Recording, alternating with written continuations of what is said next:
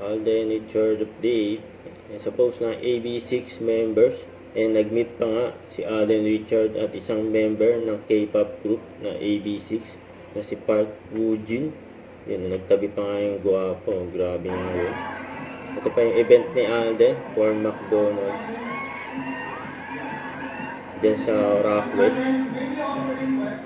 Ayan, dami gusto magpa-picture kay Alden. So may maswerte pa nga, nakalapit kay Alden.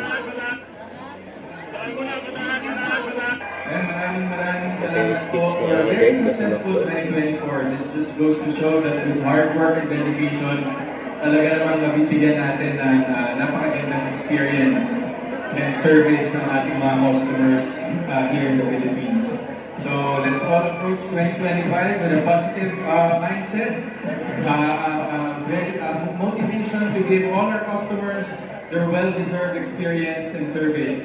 And maraming salamat po for all your services that you've given to our customers.